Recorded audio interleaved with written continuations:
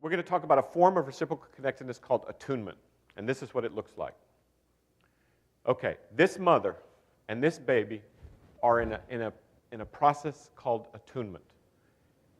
His eyes and her eyes are locked together, not locked together, but dancing together, really. And in this child's brain, 1,000 connections per second are being formed. And this child is learning to read facial expression. This child is learning about the world. He's learning that the world is responsive or not responsive. He's learning that he can be an object of delight, that he can delight others. He's learning what he's worth. He's learning what the world is like. He's learning so much so quickly that we can't even conceive of it. This interaction is critical for human development. Without it, you're impaired in so many ways. I can't even begin to speak of them. Some of them you see in your courtroom. And so what happens is impulse, the mother, by the way, is being changed as well. Oxytocin is being secreted. She's learning, she's actually in an altered state. And you moms and dads know that, right? When you're in that state with a kid, especially at that age, and they're gooey and all that stuff, you're in a reciprocal interactive state that is the foundation of empathy. Okay.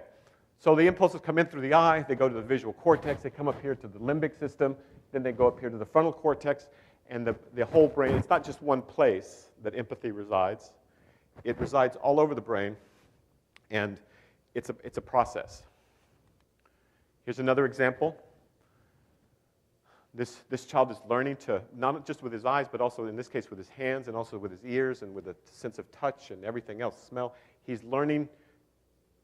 His brain is forming a concept of what other humans are like, what the world is like. Now, when you see this, a number of women and the most secure men in the room can feel a tug, right? You feel a tug. You want to respond to this baby. If that one doesn't get you, maybe this one will, okay?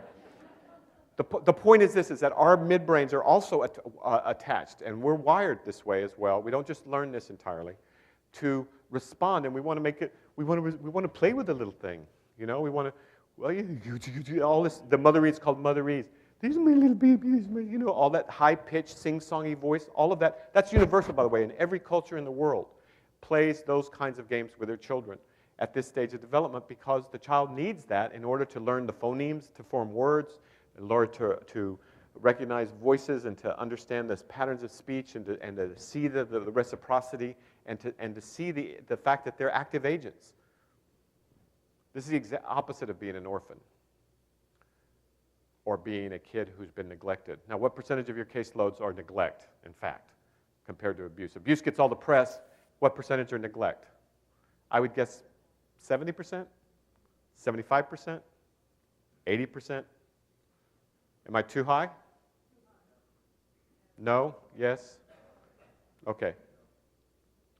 Yes, the general rule is around 80% in certain parts of the country. I suppose it depends on how impoverished the geographic area that you're working with is. Here's another example. Same thing. Critical. This is what you're looking for. Connectedness, not attachment. Different.